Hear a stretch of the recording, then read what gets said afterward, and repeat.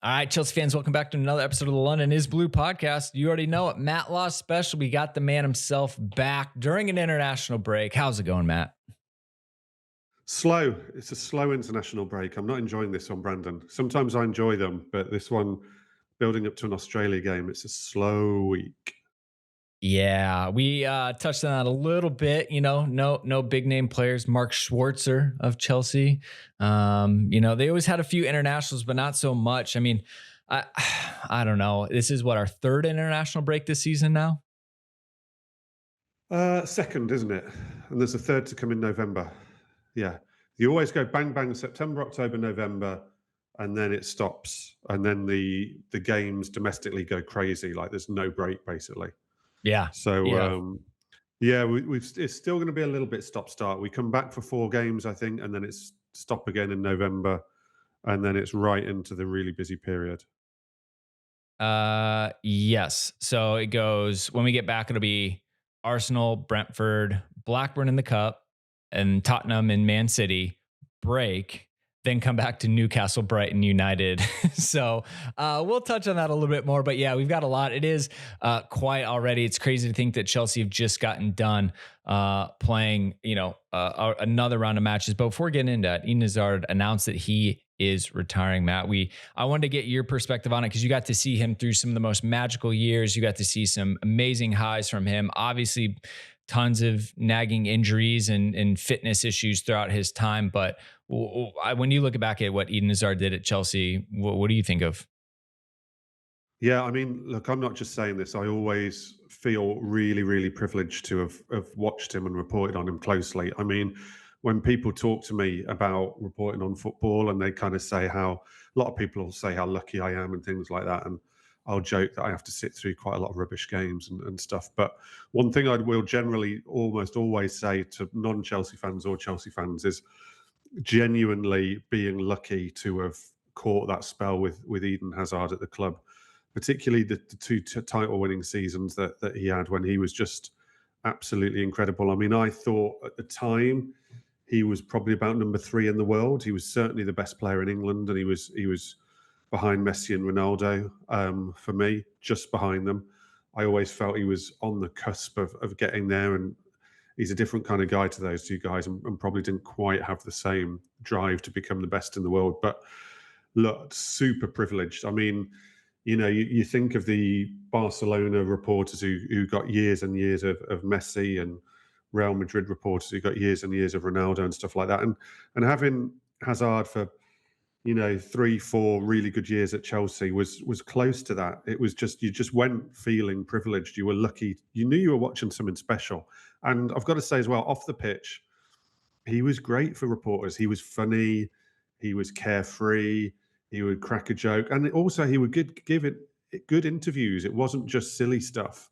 Um, and when he went, we really missed him for that. I mean, he had that stardust as well from a journalist point of view. If you rang your boss and said, we've spoken to Eden Hazard, even if you'd only spoken to him for 3 minutes, it was like, right, we want 800 words on that, and he knew it was going to get a big show. And he had that stardust quality. And yeah, it's such a shame what's happened in his career. Although I think we should try and sort of remember the good times rather than the fact it all petered out a little bit for him. It's incredible in a way of the way it's finished. But I mean, whether I'll get to report on a player as good as that for over such a prolonged spell. I know it wasn't like decades at Chelsea, but it still felt like a prolonged spell. I don't know, to be honest with you.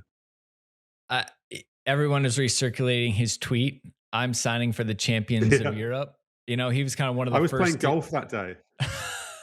I was I was on a day off, and I was on the I remember being on the golf course. I was playing on my own. I was just practicing. I don't play much golf anymore, but I did back then. And I was just on the golf course, and I literally remember walking off the green and having a little look at my phone and being like, "Oh my god!" and just abandoning my round and getting back to the car, even though I was on a day off. So yeah, I mean, everyone kind of had an idea, but there were still other clubs in the mix. It still was a bit of a jaw dropping, mic drop moment. Well, and he announced it, right? Like ahead of I the know, I club and love that. everything. Yeah, I love that. But I honestly think that the club, I know for a fact that Marina Granovskaya rated that as her favourite signing because of the level of competition. Everybody was in for him, literally everybody.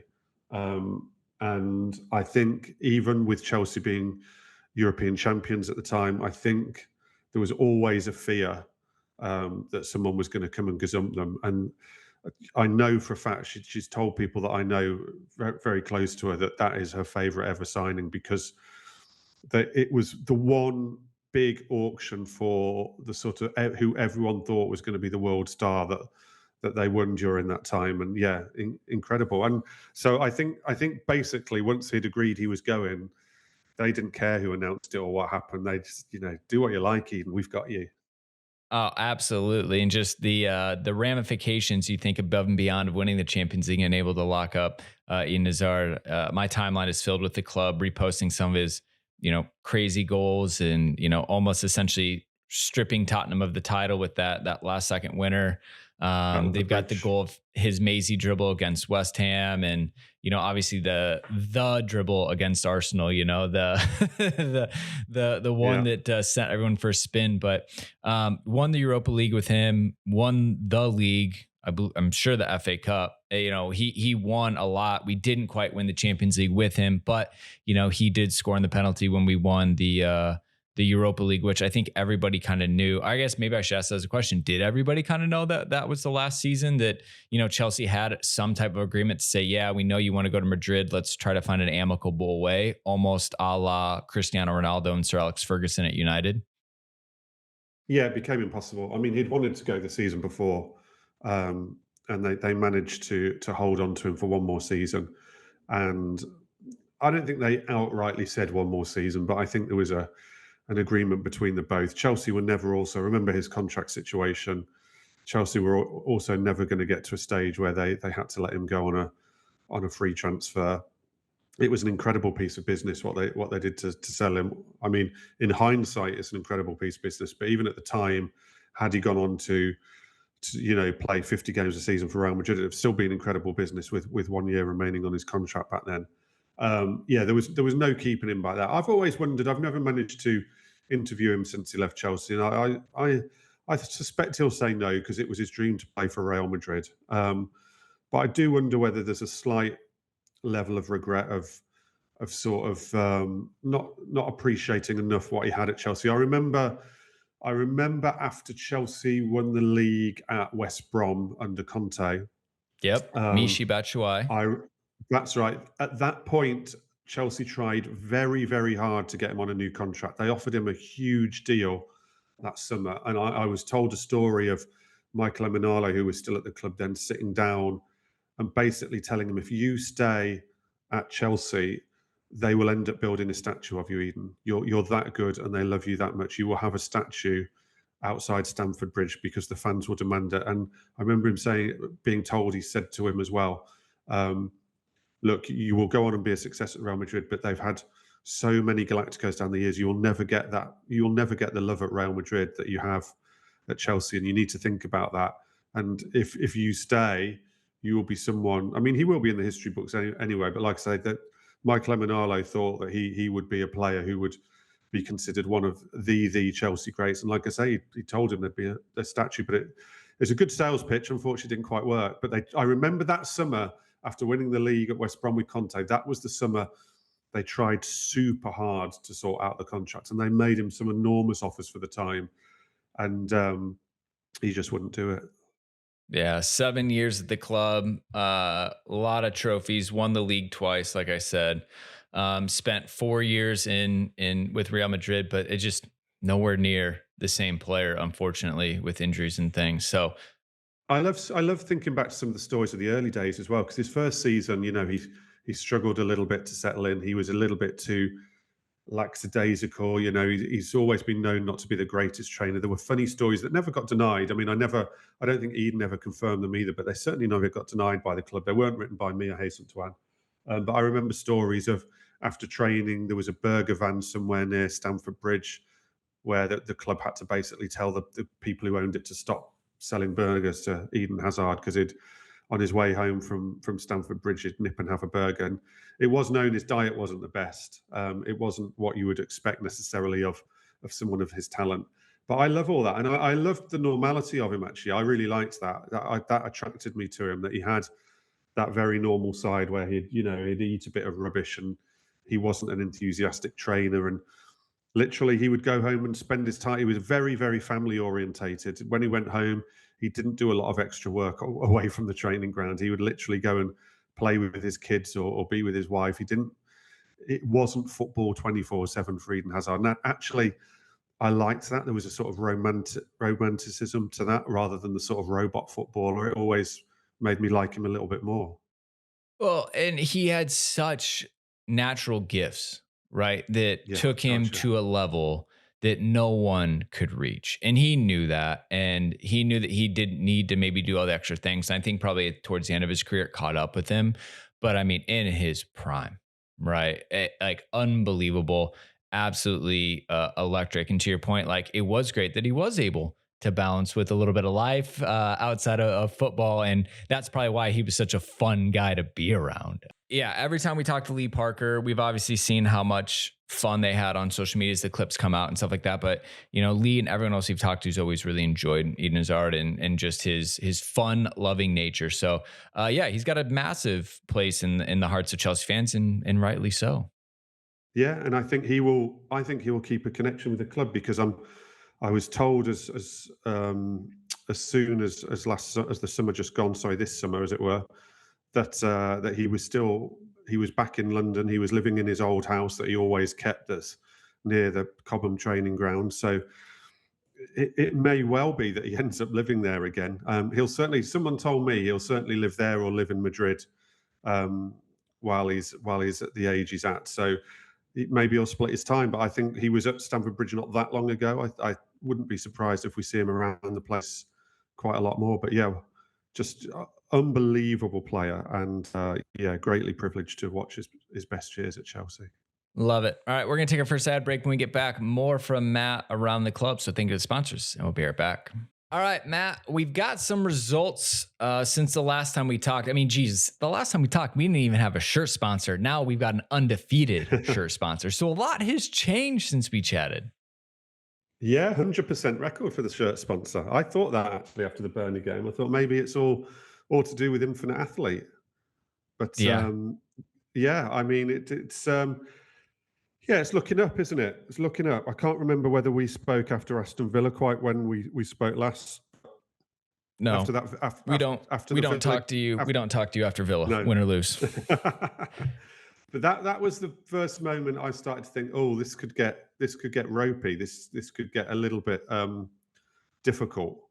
I got it. Um, oh, you got it with no I sponsor. You did. pleased with no sponsor? I'm holding up the kit, no sponsor. I put a player on the back because I'm cheesy. Do you guess who I picked? Oh, see, I'd normally guess goalkeeper, but you can't get an outfield player shirt with. I'm going Chile. Close. Oh, I nearly said that. That's annoying. I nearly Reese said that. James. I don't Yeah, have a I kit nearly from said that. him. I feel like it's long overdue. So I went with Reese James. But now I feel like I need one with Infinite Athlete on the front. A sign of better Well, times. well, will it be a stroke of genius, and will they find that people double up on their shirts this season because of that? Who knows? Hilarious. Nike is loving it. But Yeah. yeah, no, I think obviously lost to Villa, massive amounts of luck with the Gusto red card VAR getting involved. No, I won't tease on these things, Matt. But we did have a run, right? Beating Brighton in the cup. That is such an emotional game for Chelsea fans right now. Beating Brighton, we have such just a pain in the backside from them with everything from the summer and I think a couple seasons going on. So that one obviously felt good for Chelsea fans, but also massively important to progress in a cup competition for this team. And I think Poch, like That getting, draw is open as well. That draw is wide open. I mean, yeah, that look, they've only won one game in the competition, so I shouldn't get ahead of myself. But that draw is wide open. Chelsea with Blackburn. I think, do Arsenal play West Ham? Man United play Newcastle. So there's going to be some more big clubs fall out of that competition in the next round. it's there for someone. That competition is genuinely there for someone. I was absolutely furious that Villa fielded an understrength team and seemed to chuck the competition and went out to Everton. But yeah, that's wide open for someone. That's a good opportunity, really good opportunity.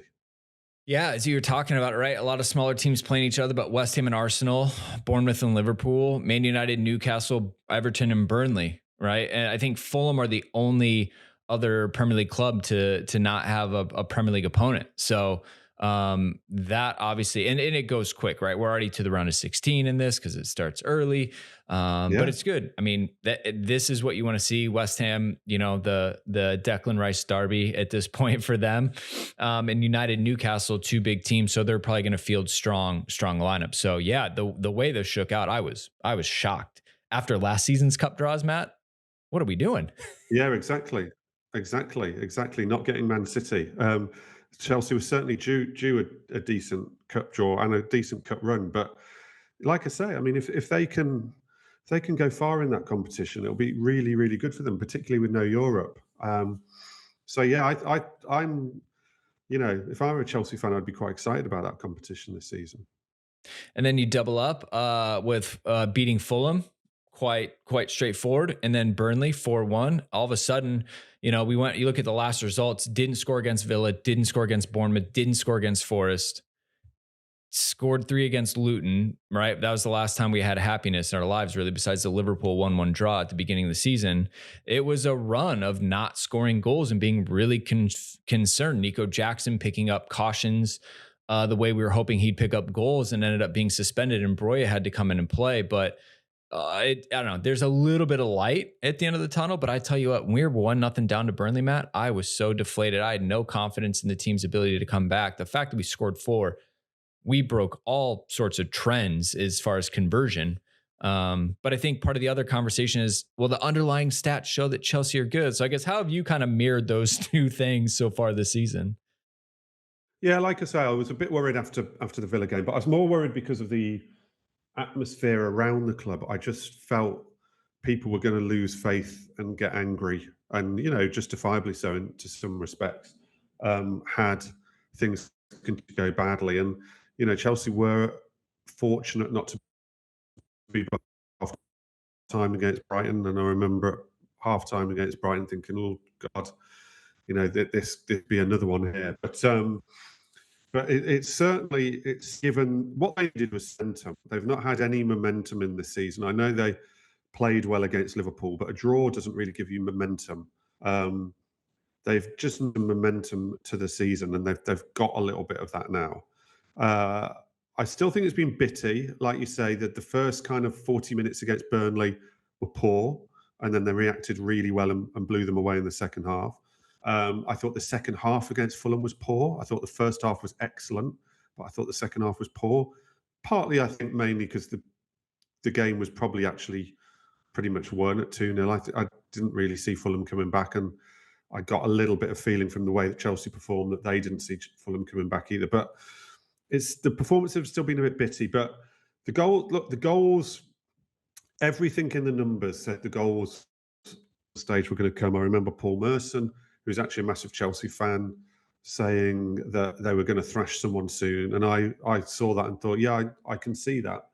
Everything that you when you delve into the numbers and when you look at them, surely they're going to put some of these chances away. It's just going to be a matter of when, not if. And that has happened, and it's a little bit of a shame that momentum's been taken away by the international break for them, but it was a massive thing to get those two results going into these next games because I think when we spoke last, or one of the times we spoke about they needed to get good points from the four games they've just had in between those international breaks, that run of games. And obviously they lost the first two. And you just thought, oh my God, this could get really serious for them. But so picking up those results just before this tough run and giving themselves some momentum will be good. And I actually think I've got just a sneaky feeling they'll playing against the better teams will suit them a little bit more. They'll come out against them. They won't play. Arsenal certainly aren't going to play a low block against them. Um, it might suit them a little bit more to play some of these teams this run. That might be wildly optimistic on my part, but having seen how they played against Liverpool and knowing the strengths and weaknesses of that squad, I just think I feel actually more confident for them against a team that tries to play against them and come out against them than I do against a low block. And actually, the quality isn't there with Burnley, but that proved the case against Burnley. Burnley are not a low block team. Burnley are a team who try and come and play out, who try and um, dominate possession and stuff like that. And it eventually played into Chelsea's hands. And I do see that as being one sign of encouragement for them ahead of this very, very tough run of fixtures that they've got coming up. Yeah, I think it was, there's been a lot of we've tried to preach the XG game, right? We tried to create the shot creating actions and just tried to look at it, but the fans in the stands, right? The supporters there, the eye test is just lacking that clinicality and that finishing that we want. I predicted preseason that Christopher Nkunku is going to be the leading goal scorer of the team. Now, right now, I sadly Yeah. still have a chance of that coming true because no one's taken it and run with it, which I think is it's frustrating, but a lot of new players betting in still, and I think we're starting to kind of see some players fit, a couple that we're still waiting to click. I think one very encouraging thing is, and this will change because players will come back from injury. I mean, like you say, when Nkunku comes back, this will maybe change a little bit. But we're starting. I could now name with the players available, what Pochettino will think his best 11 is for now. And 2 weeks ago or 3 weeks ago, I still couldn't do that. I think now while Nkunku's out, I think we're at a stage where now it is Palmer, probably Jackson just ahead of Broja, probably, I think. Palmer, Jackson, Sterling as the front three. The midfield sort of three look locked in to me. Um, and then, with Chilwell out, I think the sort of back four, Reece coming back, I think that picks itself now as well with Colwill playing left back, Reece on the right, and Thiago Silva having to play all the games there ever were with Disassi. But I think that's encouraging because, like I say, 2 weeks ago, I still didn't see, a best 11 in there with the options he had available because I think no one quite knew how it was shaking down. Palmer wasn't in the team. Palmer's been a huge plus in the last couple of weeks. The way he's performed, I think the way he seems to have moved Enzo back a little bit again and Gallagher forwards a little bit, although there's obviously a bit of room for movement within games of those two. But the balance in the midfield, the last two games, has looked a lot better again. Um, so yeah, I do think that is a big thing for now. I think Mudryk was showing some really good signs, but I think he'll probably be off the bench for the foreseeable future with Sterling playing so well and Palmer playing so well. And I just think they offer him a little bit more security and a little bit more, exactly what you're going to get rather than you're still not quite sure what you'll get with Mudryk. But then all of a sudden the bench starts to look strong. You've got a more confident Mudryk on the bench. You've got a Broja, maybe a Jackson on the bench. You've got an actual striker there. And yeah, it just all starts to feel a little bit more bedded in. But that will change again because players will start to come back that will give him decisions. But that's a big thing going into some of these big games, I think, as well. Yeah, what I've seen with the midfield specifically is that it looks like Moises Caicedo is holding as a Yeah. lone six, and Enzo and Connor have the freedom almost as eights to kind of go where they want. When I was looking at the heat maps and the average player positions in the last couple of matches, that's the big change to me, which I think makes sense. There was a run of Enzo as a 10 or the furthest forward midfielder, and we all saw that. We're all like, this isn't it. Like he needs to have the play in front of him with a little bit of space between him to pick up passes. So those little things, right, have settled. And Connor continues to be excellent in kind of whatever position he's been put in. Continuing to be captain, by the way. I think he's integral at the moment. I mean, he's not a perfect player by any means. He's not always perfect in possession. I think he should score more goals. I think he's got more goals in him, but he's absolutely integral. The drive, the energy, the spirit, the willingness. I don't think sometimes Enzo necessarily wants to get back, whereas Connor will go and cover him. the willingness to do all aspects of the job. I think we've seen him finish games at right back. I think we've seen him finish games on the wing, depending on how games are going.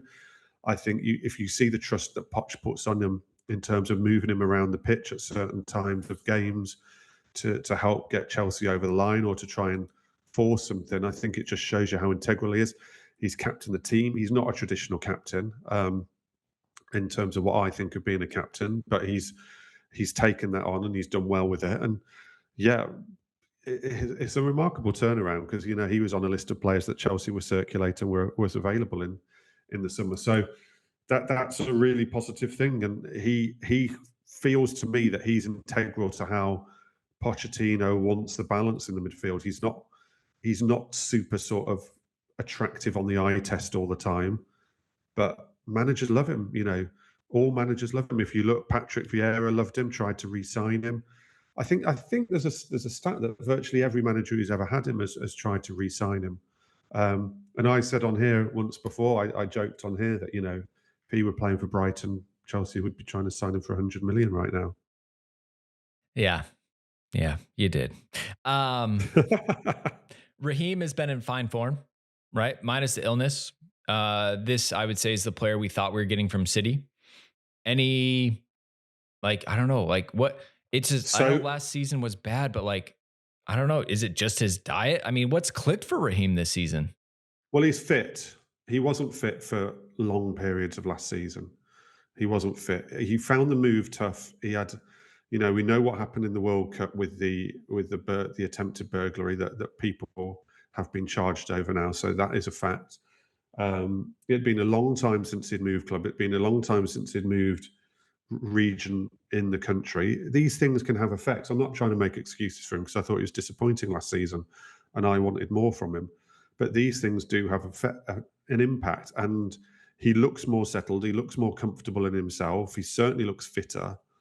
What I want to now see from Raheem is I know he played well against Liverpool, but I want to see some real impact against the top club now because the stats on Raheem where his biggest impacts in terms of goals and assists come against sort of promoted teams and lower teams. And I'm not accusing him of being some sort of flat track bully. He's a much better player than that. But what I want to see in this run of games now, let's see a big goal against one of the big clubs. Let's see a big assist against one of the big clubs. Let's see a real moment against one of the big clubs. Now, that is what he needs to do now. And I thought it was striking that, I think people have been trying to put a lot of praise on him. And while Pochettino is clearly very happy with him, I think Pochettino said something like, in terms of scoring goals, he said, well, that's what he's paid to do. That's his job. And I think Pochettino will want to see, before Pochettino gets carried away, he will want to see the big moment against a big club. And look, Chelsea fans probably don't care that much, but if Sterling does want to get back in the England squad, that's what he's going to have to do to really get Southgate to sit up and take notice. Scoring against Burnley, Luton, assisting against those teams is all very well and good, and playing very well against those teams is all very well and good. But now we want to see it in a really big game, and I think he's got it in him. I think he'll do it. He's showing signs getting there. He's been integral for the team, which has been great. I do want to take our last break, but I have a couple more player specific questions. Don't worry, more with Matt. So thank you to the sponsors, and we'll be right back. All right, so we just wrapped on Raheem. Obviously, we want him to be an England international because that means he's at the top of his game, right? That is good for Chelsea. And it seems like he's leading from the front, which is fantastic. Decision making is getting better, which is exactly what you want to see. What's your take on Robert Sanchez, or as Dan likes to call him, Bob? He's snuck under the radar a little bit, just in terms of a lower price. Brighton clearly didn't want him. Conversations about, does this pave the way for Caicedo, and we're just doing it as to get the player we want. He's come in. And I would say, like, kind of taking progressive steps. The ball at his feet is concerning, but my word, is he a shot stopper of sorts and has like a big figure. But again, like, what about you? How are you looking at this? Because Chelsea been howling for a top goalkeeper since Mendy lost form post Champions League. Yeah, I mean it's striking how big he is, and I'm whenever I watch any football club, I do just like I always feel much more confident with a big goalkeeper in goal. His hands look massive when he holds the ball. I like that. Just stupid little things, but when I see the big hands around the ball, I like that. Um, there was the save where he flinged. Was it against Fulham? I can't remember which game it was when he sort of flinged himself across goal and just made himself really big. Um, and I remember looking at that and thinking, God, I can't ever thinking of Kepa managing to make himself look that big. He's got that presence about him. He can stretch himself out and really feel the goal. I like all that. I like the way he comes for crosses. I feel confident for him on crosses. I think he's commanding of his area. Um, Now, I haven't properly looked at the stats, but I've got a feeling the stats say he's not actually been bad with his feet. But I'm like what you said. My but with him at the moment is I'm terrified when he has the ball at his feet. Um, the Brighton game, I was just like the Brighton game, he was all over the place with the ball at his feet, whether it be the short balls that he was giving them chances with, or whether he kept just kicking it out into touch when he went for the long balls out, what the longer balls out wide to pushed up fullbacks. He was just horrendous with the ball at his feet in that game. Fulham, I don't think he was much better with the ball at his feet. He worries me with the ball at his feet, but I feel like I've read somewhere that there are stats that actually say he hasn't been maybe as bad with the ball at his feet as the eye would maybe have you believe, because you obviously forget all the times where he just passes it out. Do you have stats? I do. So FB ref Go on. years, yeah, total passing, he's at 89.7%. Right. Short passes, 99%. Medium passes, 98%. Long passes, 65.8, so 66%. And that is 20% higher than anything he did at Brighton. So I was going to say, so there you go. I mean, the stats would back up. That I'm only concentrating on the ones that obviously take your notice, the sort of bad ones or the worrying ones. Um, and actually, he's been better with his feet than maybe the eye would have you believe. I also think with goalkeepers, if midfielders make bad passes, strikers make bad passes, fullbacks make bad passes. If you're going to have the philosophy where you play out from the back, it's not. It would be unfair to expect goalkeepers never to make bad passes because everybody else on the pitch, who's meant to be better with the ball at their feet, makes bad passes. When you decide as a club or a manager that you're going to play out from the back, which virtually all of them do now, you have to accept that the goalkeeper is going to make some bad passes, and you're going to have times where it suddenly lets them in, and you either hope they don't score or you back the goalkeeper or a defender to quickly react. I do think you have to accept that a little bit. It's unfair to expect goalkeepers to be perfect with their feet when nobody else on the pitch is expected to be perfect with their feet and passing. So I would always think that. But look, generally, I like him. I don't know whether he's a top goalkeeper yet. He might be. I think we're 8 games into the Premier League season. It's actually impossible to judge that at the moment. We'll have an idea of that towards the middle, or maybe not even till the end of the season. But he's look, I always made it clear that I was not really a great lover of Kepa. I admired him in many respects of his attitude and the way he fought back from many disappointing moments, and I felt sorry for him, and I felt that sometimes he could get a bit picked on, but I never felt that he was a goalkeeper who gave me any confidence whatsoever. And I do prefer. I feel more confident with Sanchez in there, and to me, the defenders look confident in him. Um, I haven't noticed anything that makes me think that the defenders aren't confident in him.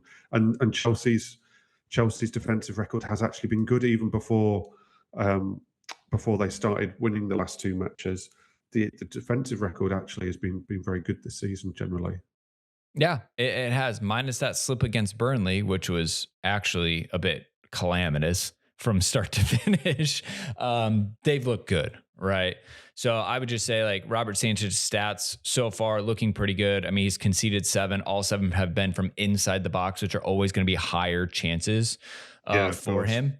But he's prevented 1.47 goals, and that's an accumulation, right? He's also made 14 saves inside the box, not conceded any outside the box, which again are just signs of strength. If a team knows that they're probably not going to score outside the box, then they're going to be forced to make an extra pass or two to kind of figure And out what they completely want to different do. from Kepa, who seemed to let in Hmm. everything outside the box. He was always at the top of the goalkeepers who let in shots from outside the box. Exactly, right? Where it's just it always hit his fingertips, whereas Sanchez can get a Yeah. full hand on it and get it knocked out. So yeah, overall, I think that I'm happier than what I thought we were coming into the season with. Georgia Petrovic is nowhere around the lineup, but I think that just means we're in a good spot as far as this goes. Are we settled and do we have the final product? Maybe not, but hey, so far so good. And if I, from what I've seen with Tony, the goalkeeper coach. He's an intense dude. I feel like Robert Sanchez has the same mentality as him, and I bet they get on great, right? That's just He's my meant to be a great. complete guess. Yeah, I didn't deal with him much at Tottenham, but everyone always would reference him as being, staff who did have to deal with him a lot would reference him as being a great guy, absolutely great guy. And I think we were talking. We had the whole Pochettino crossbar challenge with Mudryk. I'm told Tony Jimenez is pretty good at the crossbar challenge. So Oh, yeah. you Goalkeeping might you coach? might yeah, you might find a training video of that at some point come out from Chelsea, I'd imagine. I do not doubt that at all. Goalkeeping coaches can snipe because that's all they've done for 20 years. I love it. Last thing, just touching on some of the injuries. It seems like we're starting to get over the hump, and there's quite a few players back at Cobham, which selfishly is a good thing, albeit you could say not great if they're not, being selected by their national teams. Um, Cucurella's back. David Washington, youngsters there, but Carney Chukwuemeka, it sounds like he is was named amongst the substitutes this past Saturday. Seems like he is getting very close to being back. Have you heard anything about him? He was in such good form before he got injured by scoring and celebrating so fantastically. I think they'll be careful with him. I would expect. Look, I don't know this for a fact. This is my sort of guess. I would expect he'll be on the bench and maybe get minutes here and there off the bench in preparation for possibly starting that Blackburn game. I could see him starting that Blackburn game.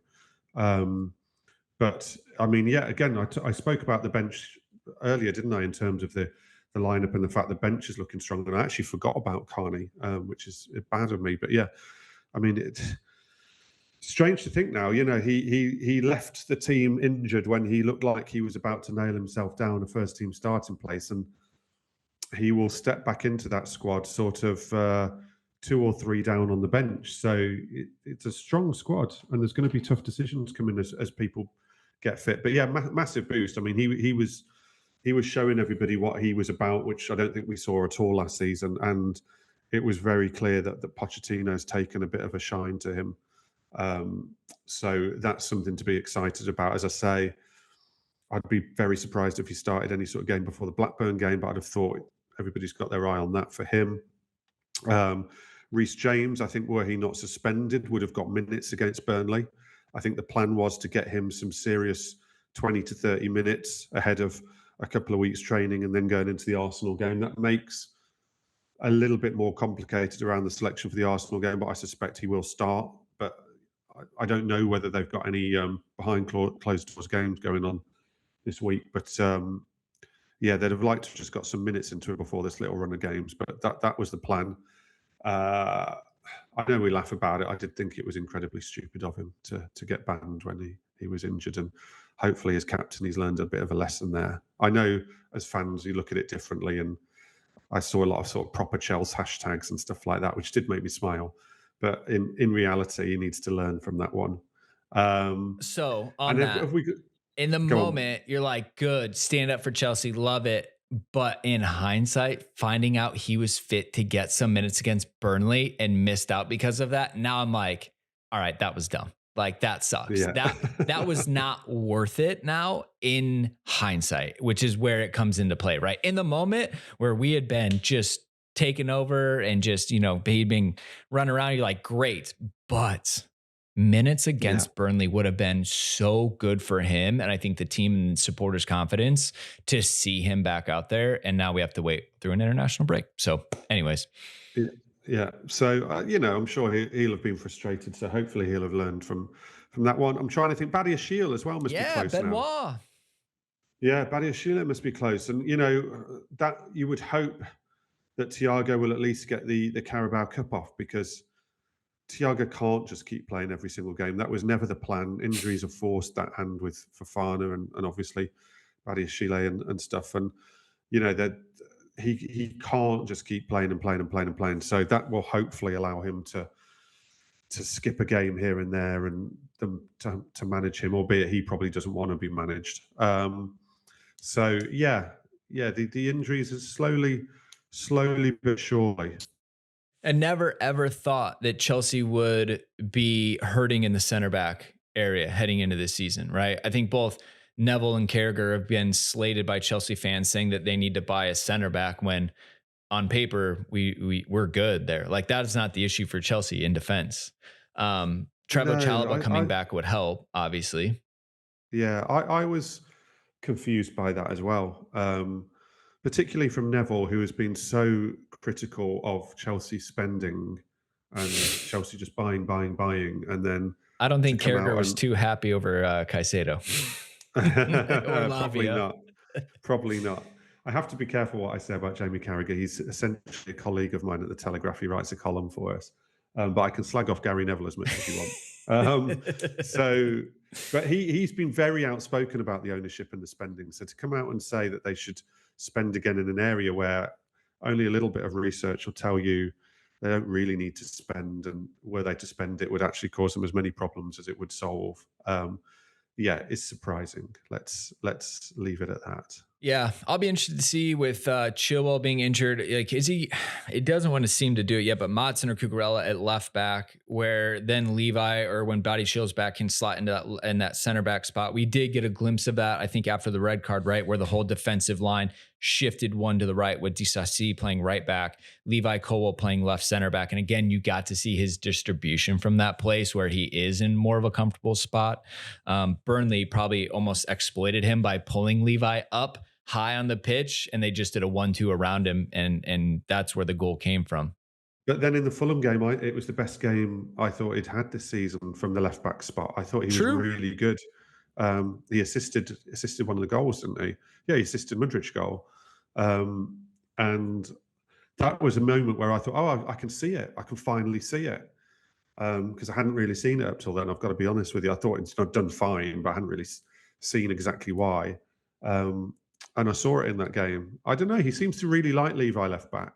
Well, height, right? Because it gives them three tall Yeah. players in the back line. So even if you move, him in, you still lose height with one of the two on the side. So, anyways, we'll see. But I think a lot of us are excited to see Benoit Badiashile come back. Obviously, a different group of us want to see Trevo come back and just be healthy again. I think just being able to have the option to rotate at the center back positions right now it seems really, really important. Disasi has done well. Thiago has done pretty good for the most part, but they're also being forced into those situations. And you just always wonder, like, hey, could someone come in and play a little bit better?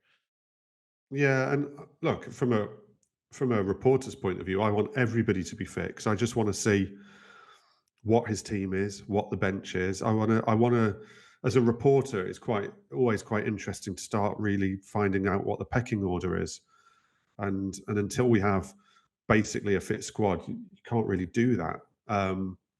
So from a very very selfish point of view, I want everyone to be fit so I can really get a feel of who's in, who's out, who does he really like, or who's he sort of been having to like because of the circumstances.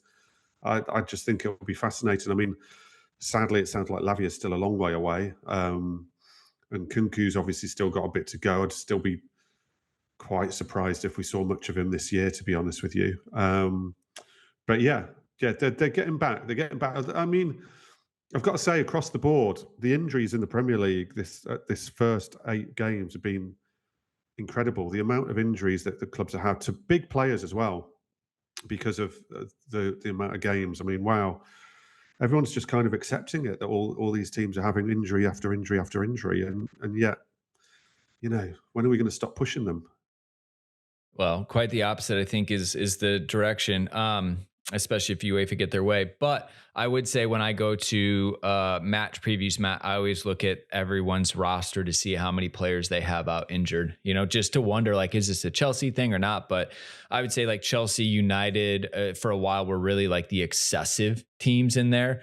But a lot of teams have 5, 6. And you think like around the table, 5 to 6 players out at any given point of time is significant. That's And you've what, got to remember as well, 25%? that's it. And you've got to remember as well that the lower down you go. I know that Chelsea haven't had a very good time of it, but they've still got a lot of quality throughout their squad. Chelsea having 8 injuries is like a mid-table club having 5 or 6, because I don't count Villa as a mid-table club at the moment, but if Villa have 5 or 6 injuries, our squad hasn't got the breadth of quality of a Chelsea or even a Man United, although feels weird to say. But you take 5 or 6 players out of the squad, and all of a sudden they're really scratching around, like Chelsea have been because of the 8 or 9. So Mm. the level, the impact becomes similar. If you, that might sound confusing, but I hope I'm making some sense. Yeah. Um, I think Chelsea can everybody, afford to have more versus the average squad. yeah, and I'm not saying that's sort of gets them off the hook, or means they shouldn't have sympathy for it, or it shouldn't be taken into account.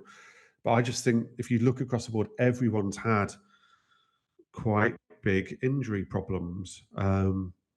Probably other than Tottenham, although they've started to get a couple. They've started. Bentancur is a long term from last season, but they've been more fortunate with injuries so far. Although they've just started to get a couple recently. Hmm. Yeah. Well, we'll see how it shakes out. It's Look, we'd rather be on the up than on the down, right? We've had a rough start to the season. Things are trending upwards. More players coming back. That's only going to create a better situation. So, anyways, I think we're good there, Matt. Appreciate the time on the international break. Although it sounds like you were really looking forward to this. I was going to say it's given me something to do. Awesome. Well, we appreciate it. As always, check out Matt on Twitter and over at the Telegraph, all of his articles. I'm pretty good at reposting on the personal. I think the pod does as well, but appreciate it, Matt. We'll be back. More content this week. Sam is coming in with a Conor Gallagher preview, I believe. So really excited to see his Okay. breakdown on him. Yeah. Excellent. So anyways, until next time, Chelsea fans, you know what to do. Keep the blue flag flying high.